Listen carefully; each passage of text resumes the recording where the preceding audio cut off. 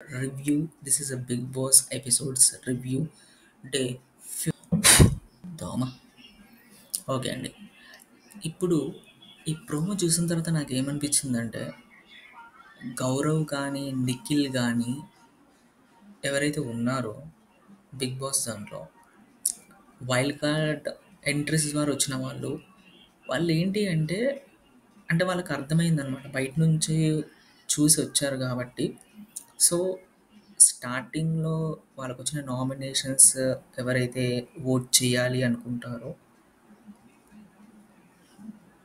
అంటే వాళ్ళు స్టార్టింగ్లో బాగా అబ్జర్వ్ చేశారు. ఇప్పుడు పాయింట్స్ అనేది వాళ్ళకి కొంచెం అంటే ఫస్ట్ నుంచి ఉన్న వాళ్ళకన్నా బెటర్గా బయట పొజిషన్ ఏంటి అని చెప్పి కొంచెం వాళ్ళకి అర్థమయ్యిందేమో అని చెప్పి మేబీ అనుకుంటున్నా. ఎందుకు అంటే నిఖిల్ ఏమో తనుజ గారిని టార్గెట్ చేశారు. ఎందుకు టార్గెట్ చేశారంటే మేబీ ఇప్పుడు తనుజని ఎవరైనా నామినేట్ చేయాలంటే ఒకటికి రెండు సార్లు ఆలోచిస్తున్నారు. ఈ టైంలో నిఖిల్ గారు ఒకవేళ తనుజ గారిని తనుజని నిఖిల్ ఒకవేళ తనుజని నామినేట్ చేస్తే సో వాళ్ళ ఫ్యాన్స్ అనేది ఇప్పుడు ఏమైపోయిద్దంటే సడన్గా హీరో అయిపోతారు అనమాట, సింపుల్గా చెప్పాలి అంటే. ఎందుకంటే ఎంతమంది ఫ్యాన్స్ అయితే తనుజకు ఉన్నారో ఇప్పుడు వాళ్ళని ఓట్ చేశాడు అంటే నిఖిల్ అనే పర్సన్ ఒకరు బిగ్ బాస్లో ఉన్నారు అని చెప్పేసి అంటే కొంతమందికి కూడా తెలుస్తుంది. సో ఈయన చెప్పే పాయింట్స్ అనేది వ్యాలిడ్ అనిపిస్తే ఒకవేళ తనుజ ఫ్యాన్స్ కూడా ఓకే చెప్పిన పాయింట్స్ కూడా కరెక్టే కదా, ఇతను కూడా బాగానే ఆడుతున్నారు కదా అనే పాయింట్ అంటే వాళ్ళ ఫ్యాన్స్ కూడా ఇతనికి ఓకే పాజిటివ్గా తీసుకునే ఛాన్సెస్ ఉంటుండొచ్చు అనే విధంగా కూడా అనుకోవచ్చు. అండ్ అలా అని చెప్పేసి నిఖిల్ చెప్పిన పాయింట్స్ అనేవి వ్యాలిడ్ కాదు అని కాదు, అతను చెప్పేవి కూడా కొంచెం వ్యాలిడ్గానే ఉన్నాయి. సో ప్రోమో కూడా మనకి కొంచెం అతనికి డెఫినేషన్గానే మారింది. అండ్ కింద కమెంట్స్ కూడా చాలా వరకు అలాగే వచ్చాయి. అండ్ నెక్స్ట్ వచ్చిన ప్రోమోలో గౌరవ్ మాట్లాడారు. బర్నీ గారిని టార్గెట్ చేస్తూ నామినేట్ చేశారు. బర్నీ గారిని ఏమని నామినేట్ చేశారంటే ఏదో టాస్క్ కోసం మీరు అక్కడ సరిగ్గా లేరు అన్నట్టుగా ఏదో ఒక పాయింట్ అయితే చెప్పారు. అక్కడ దానికి బర్నీ గారు అయితే ఆన్సర్ చేశారు. ఏమని అంటే అది నేను చేసింది కాదు, అది అక్కడ అలా అయిపోయింది అని చెప్పేసి. సో ఇదంతా అయిపోయిన తర్వాత ప్రోమోలో ఏమైంది అంటే మీరెందుకు ఏంటి అని చెప్పి మళ్ళీ నామినల్గానే ఒక గొడవ వచ్చేసింది. ఇప్పుడు నామినేట్ చేసిన పర్సను బాగానే ఉన్నారు, నామినేషన్ తీసుకున్న పర్సను బాగానే ఉన్నారు. మధ్యలో ఎవరైతే ఆ గేమ్లో ఇన్వాల్వ్ అయి ఉన్న అదర్ పర్సన్ మాధురి గారు ఉన్నారో దివ్య గారు ఉన్నారో వాళ్ళు ఇంకెక్కువ ఫైర్ అయిపోయారు. నామినేషన్ తీసుకున్న పర్సన్ భరణి గారు కాకుండా ఇంకా ఎక్కువ ఫైర్ అయిపోయింది దివ్య గారు. ఇప్పుడు రీజన్ ఏదైనా కావచ్చు, నామినేషన్ తీసుకున్న వ్యక్తి డిఫెండ్ చేసుకొని నార్మల్గా ఉన్నప్పుడు దివ్య గారు అనేది ఇంకా ఎక్కువ తను ఫీల్ అయిపోయింది అనమాట. మేబీ దానికి రీజన్ ఇంకా ఏమన్నా వేరే కూడా ఉండొచ్చేమో, ఎందుకంటే థరోలీ వాళ్ళు హౌస్లో ఉంటున్నారు కాబట్టి వేరే వేరే రీజన్స్ కూడా ఉండొచ్చేమో.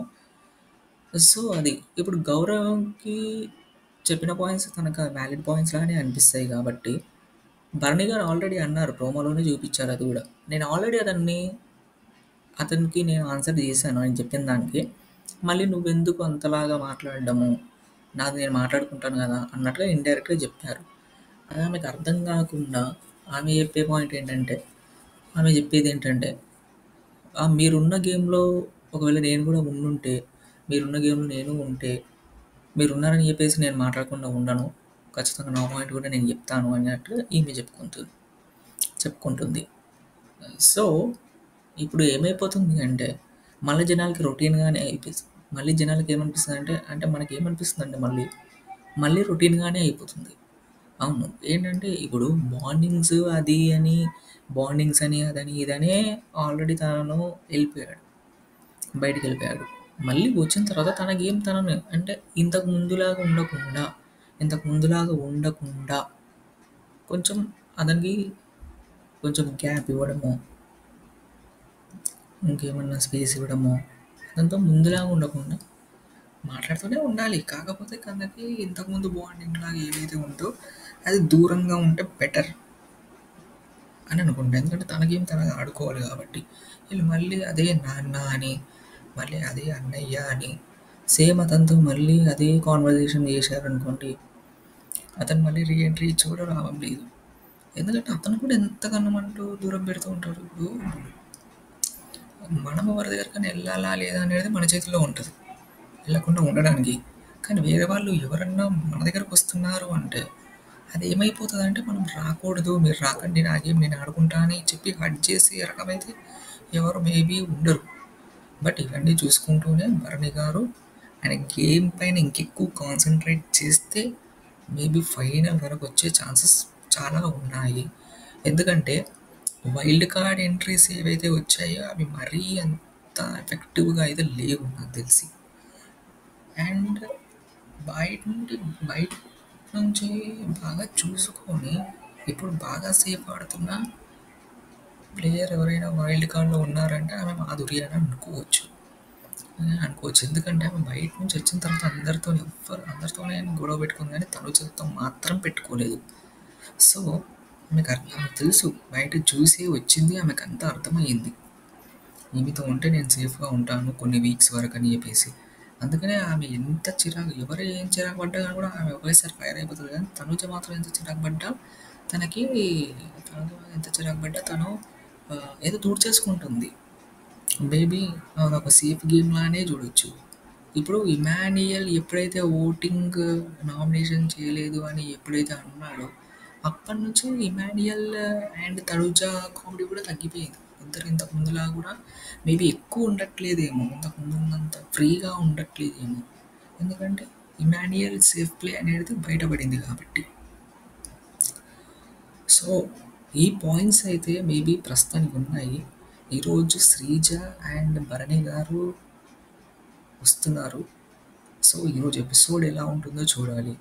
అండ్ అందరి అయితే గేమ్ ప్లేస్ ఇక్కడ నుంచి ఇంకా మారబోతున్నాయి. ఇప్పటి నుంచి ఇంకా గేమ్ అనేది కొంచెం నెక్స్ట్ లెవెల్ ఉంటదేమో అని చెప్పి ఎక్స్‌పెక్ట్ చేయొచ్చు. 1 ½ మంత్ ఉండదు. సో, ఇందులో డబుల్ ఎలిమినేషన్స్ ఉంటాయి. అండ్ 6 వీక్స్ కాబట్టి 6 మెంబర్స్ ప్లస్ డబుల్ ఎలిమినేషన్ పెట్టుకుంటే మళ్ళీ 8 మెంబర్స్ వెళ్ళిపోతారు. 5 మెంబర్స్ ఉంటారు. 5 మెంబర్స్‌ని డైరెక్ట్ ఎలిమినేషన్ ఆ రోజే ఉంటది కాబట్టి so, we can see what will happen.